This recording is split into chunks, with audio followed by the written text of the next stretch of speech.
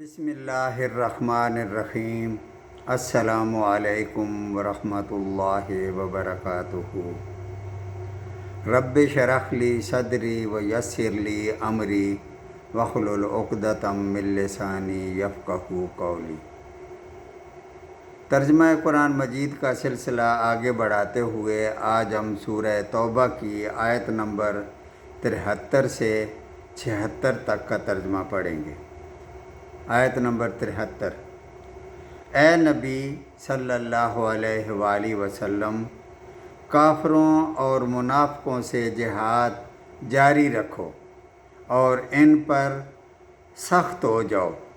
ان کی اصل جگہ دوزخ ہے جو نہایت بدترین جگہ ہے۔ آیت نمبر 74۔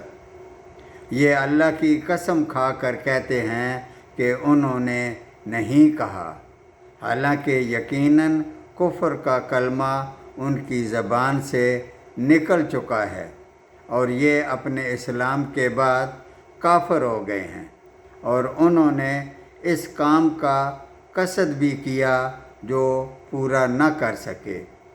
یہ صرف اسی بات کا انتقام لے رہے ہیں کہ انہیں اللہ تعالیٰ نے اپنے فضل سے اور اس کے رسول نے دولت مند کر دیا۔ اگر یہ اب بھی توبہ کر لیں تو یہ ان کے حق میں بہتر ہے، اور اگر منہ موڑے رہیں تو اللہ تعالیٰ انہیں دنیا و آخرت میں دردناک عذاب دے گا، اور زمین بھر میں ان کا کوئی حمایتی اور مددگار نہ کھڑا ہوگا۔ اس آیت کریمہ میں آیا ہے کہ اللہ تعالیٰ کی قسم کھا کر کہتے ہیں کہ انہوں نے نہیں کہا۔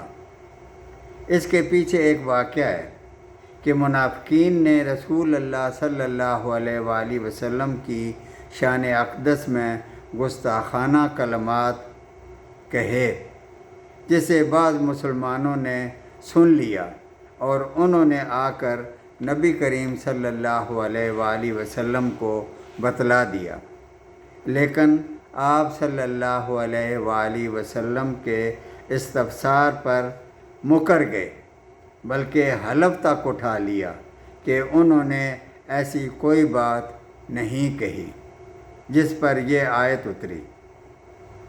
اس سے یہ بھی معلوم ہوا کہ نبی کریم صلی اللہ علیہ وآلہ وسلم کی شان میں گستاخی کرنا کفر ہے۔ تبھی تو اللہ تعالیٰ فرماتے ہیں کہ یہ اپنے اسلام کے بعد کافر ہو گئے، یعنی انہوں نے گستاخانہ کلام کہے تھے۔ دوسرا جو آیت میں آیا ہے کہ انہوں نے اس کام کا قصد کیا جو پورا نہ ہو سکا، اس کی تفسیر یہ ہے کہ تبوک سے واپسی پر منافقین نے رسول اللہ صلی اللہ علیہ وآلہ وسلم کے خلاف ایک سازش کی، جس میں وہ کامیاب نہیں ہو سکے۔ 10-12 منافقین ایک گھاٹی میں آ کر آپ صلی اللہ علیہ وآلہ وسلم کے پیچھے لگ گئے، جہاں رسول اللہ صلی اللہ علیہ وآلہ وسلم باقی لشکر سے الگ تقریباً تنہا گزر رہے تھے۔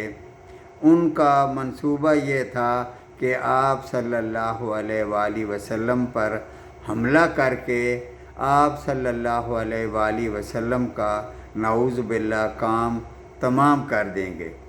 اس کی اطلاع وحی کے ذریعے آپ صلی اللہ علیہ وآلہ وسلم کو دے دی گئی، جس سے آپ نے بچاؤ کر لیا۔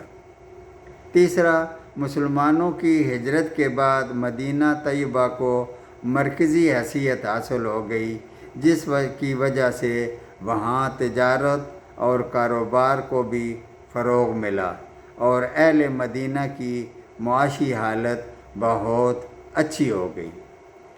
اللہ تعالیٰ اس آیت میں یہی فرما رہے ہیں کہ کیا ان کو اس بات کی ناراضگی ہے کہ اللہ تعالیٰ نے ان کو اپنے فضل سے غنی کیوں کر دیا؟ آیت نمبر 75۔